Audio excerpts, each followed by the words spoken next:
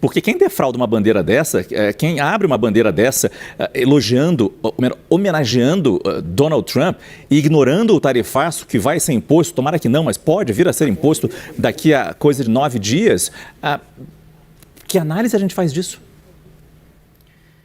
Márcio, boa noite, Caio, que eu não tinha te visto ainda. Olha, Márcio, no mínimo é que esses deputados ignoram totalmente o desgaste que esse alinhamento a Donald Trump pode causar a eles. A gente vem observando, Márcio, que a parte da direita tem dificuldade de entender qual é o impacto dessas medidas anunciadas por Trump. Trump anunciou esse tarifaço de 50% a produtos brasileiros, que pode começar a ser cobrado em 1º de agosto e, portanto, ameaçando empresas e empregos. E isso tem um custo político. Outra coisa, o governo americano iniciou uma investigação sobre o PIX, que é o queridinho dos brasileiros. E esses mesmos deputados, né, que tem como a defesa da bandeira, se dizem patriotas, eles acabam segurando ali a bandeira de Donald Trump, que vem tomando medidas, não ameaçando inclusive a economia brasileira. E isso tem um custo.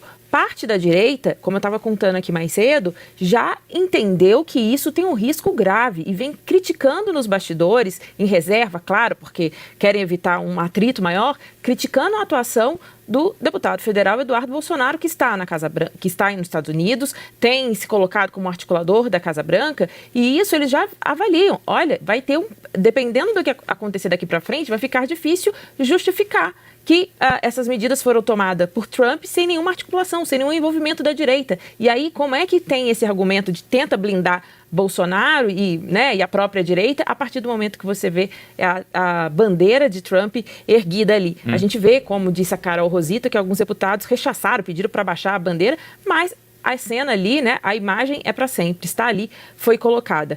Agora, importante também a gente citar aqui que o Centrão, nesse embate todo, tem tomado distância em relação a tudo isso que a gente está vendo. Está deixando cada vez mais Eduardo Bolsonaro liderando isso, e ele faz questão de dizer que está liderando, mas tendo muita cautela sobre o quanto essa reação de Trump aqui ao Brasil tem esse desgaste envolvido. Por outro lado, o governo Lula tem, ao defender a soberania nacional, tem conquistado alguns êxitos, inclusive melhorando a sua popularidade.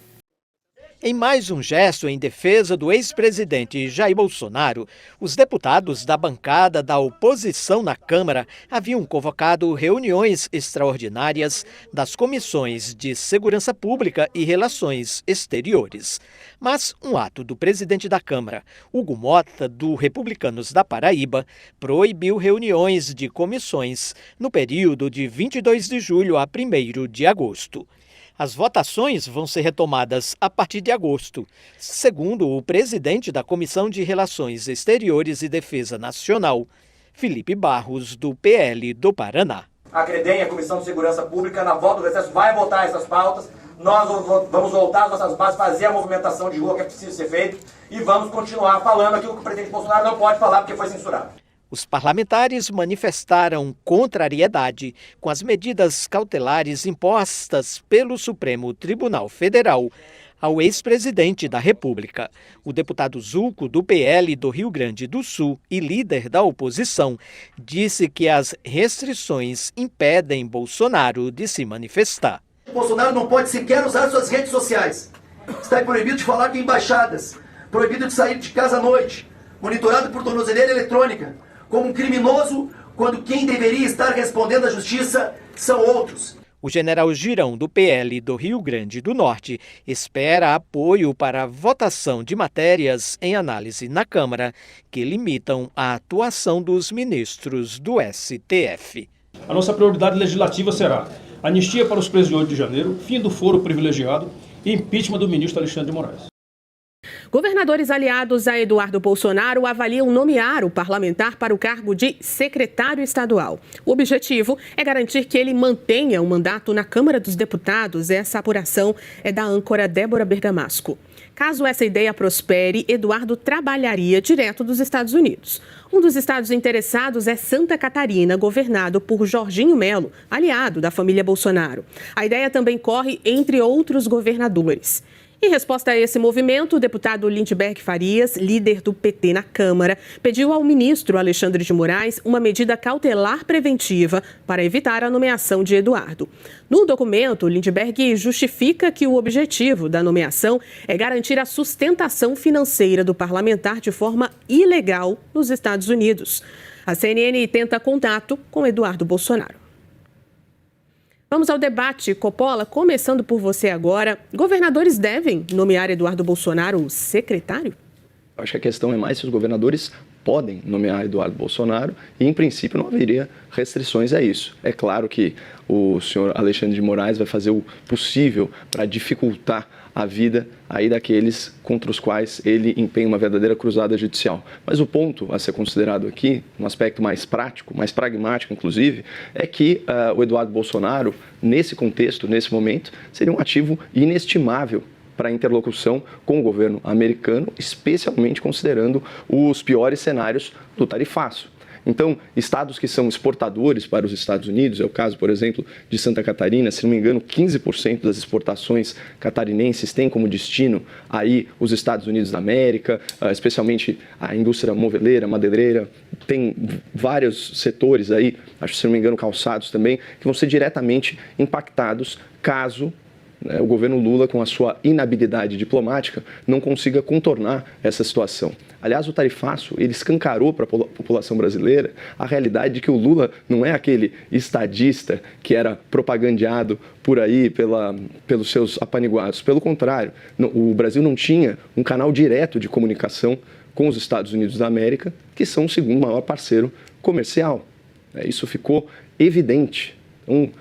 Ter realmente no secretariado o senhor Eduardo Bolsonaro, como eu disse, é um ativo que pode ser usado de forma estratégica. Mas agora a gente vai para o campo das especulações. Eu acho improvável que o senhor Alexandre de Moraes conceda aí a Eduardo Bolsonaro o direito de trabalhar. Afinal de contas, ele não tem mais o direito de locomoção e também não tem mais o direito de se expressar livremente, pelo menos não se vier para território nacional. Cardoso, os governadores devem nomear Eduardo Bolsonaro secretário, algum governador? Antes de responder, apenas pegando uma carona na discussão anterior, no Brasil não tem termo interditados ao debate, não. Nós podemos debater tudo, estamos aqui debatendo. O que não se permite é o incentivo à prática de crimes por parte de alguém que vai querer utilizar isso até em seu próprio favor, atingindo a ordem jurídica. Não tem termos interditados. Já nos Estados Unidos da América tem. Eu acho curioso que pessoas que falam isso aqui aplaudem Trump. Por quê? Porque lá, você defender a Palestina numa universidade implica em cortes das verbas para a sua universidade. Ou não está acontecendo isso lá? Então, vamos olhar as coisas como são, vendo quem que é mais democrático do que quem. Em relação a Eduardo Bolsonaro, se ele for nomeado para um cargo, isso tem um nome no direito que a gente aprende já no primeiro ano da faculdade, que chama desvio de poder.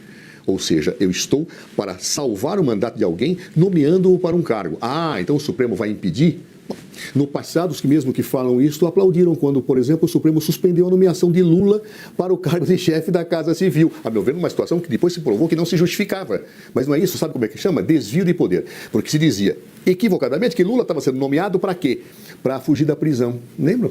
Pois bem, isto aconteceu posteriormente com outros casos que o Supremo deu. Me lembro de uma pessoa que ia ser nomeada secretária do Trabalho que foi impedida por desvio de poder. Me lembro de nomeação para a Polícia Federal que foi impedida por desvio de poder.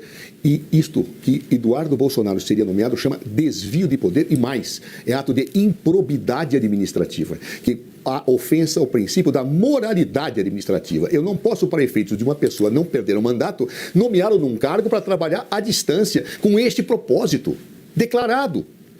Quando eu pratico um ato visando um fim que o direito não tutela, eu tenho que, obviamente, ter uma situação de anulação e de não aceitação jurídica. Nomear Eduardo Bolsonaro para não perder o mandato chama desvio de poder, ofensa ao princípio da moralidade, e o governador que fizer isso que se prepare, porque o Ministério Público vai propor as ações de improbidade respectivas e o Supremo tem o dever, sim, de anular esta nomeação, porque já seguiu uma jurisprudência que já está afirmada há muito tempo pelo próprio plenário daquela corte. Vamos aguardar para ver o que vai acontecer. Muito obrigada, viu, aos dois pela participação aqui hoje. Inicialmente, nós gostaríamos de esclarecer que o presidente Bolsonaro está no recinto da Câmara dos Deputados, participou de toda a reunião conosco e gostaria muito de falar a toda a imprensa nacional. Entretanto, por mais uma ordem de censura do ministro Alexandre de Moraes, preventivamente. Seus advogados, inclusive, o recomendaram não mais falar com a imprensa. Este é o Brasil e a democracia relativa que nós estamos vivendo. Dito isso, eu e a senadora Damares, deliberado por todos estes guerreiros colegas, mais de 54 deputados e 2 senadores, que depois transmitiremos a lista com os nomes de todos, que interromperam o seu recesso parlamentar, deixaram de estar no seio de sua família e suas bases eleitorais, para estar em Brasília por conta da gravidade que o Brasil vive. A gravidade do Brasil é tamanha porque temos um desgoverno que decidiu fazer antecipação do período eleitoral e não governa o Brasil.